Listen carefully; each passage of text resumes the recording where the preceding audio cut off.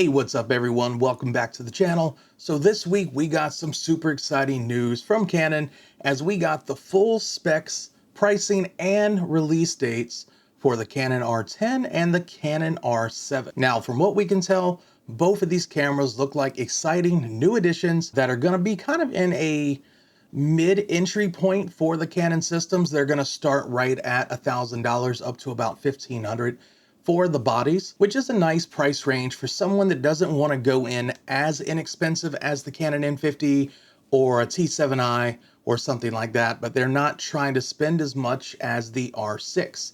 Gives you a nice middle ground for someone just starting out and still getting a lot of features of a pro camera. And that's the R7 specifically, which we'll talk about here in a bit, but the R10 is what we are gonna talk about first. Both of these cameras are using Canon's RF mount, so any of the RF lenses will work.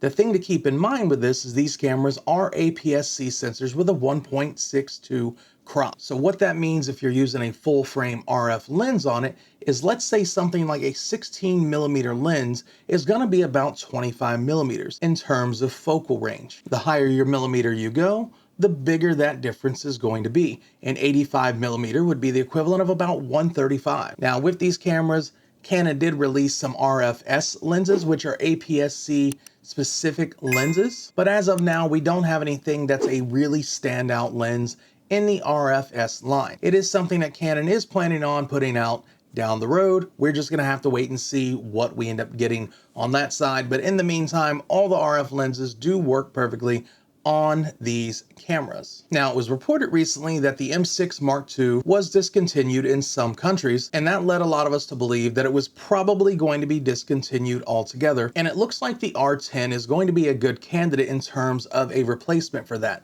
Now, it's not going to be as small, and you are losing some megapixels going from 32 to 24, but it's still going to fill that sub $1,000 price point.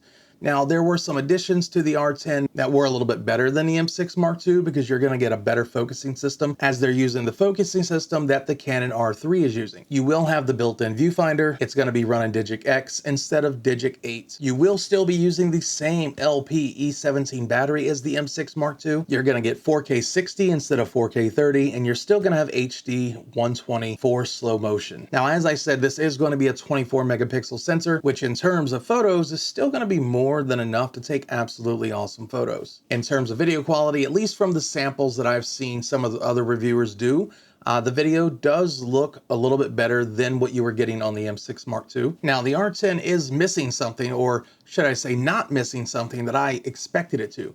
Canon did announce a while back that they were going to be releasing a camera that didn't have a viewfinder that was going to be APS-C as well as on the RF lens system platform. Initially, when hearing about the R10, I thought that would have been a good candidate for that unit, as I had a feeling the price was going to be right around that $1,000 mark and would probably slide in right around where the M6 Mark II was. But it did in fact have a viewfinder put on there, so we know that there is at least one more camera that Canon's going to be putting out that still doesn't have a viewfinder on it, unless they decided to scrap that project. Now, once we see that camera, that might be the true successor to the M6 Mark II. We might be getting a smaller bodied APS-C RF mount. Now, as of right now, that is just speculation on my side, as it wouldn't make a lot of sense, at least to me, to make a pricier $1,500 to $2,500 camera that doesn't have a viewfinder. Not to mention, you're going to be putting another camera out kind of in that same price point as the R7 and the R6. I don't really think you need something in between those two cameras. Now, moving on to the Canon R7, we're getting to 32.5 APS sensor, which is more than likely the sensor that the M6 Mark II was using. Maybe they've done some improvements on it, but from what I looked at on a spec sheet, it looks pretty much like the same sensor. You're going to be getting 5-axis image stabilization, which for this price point is absolutely awesome, because now that puts it as the best priced camera that Canon has with IBIS built in. Just like the R10, it's going to be using the DIGIC X.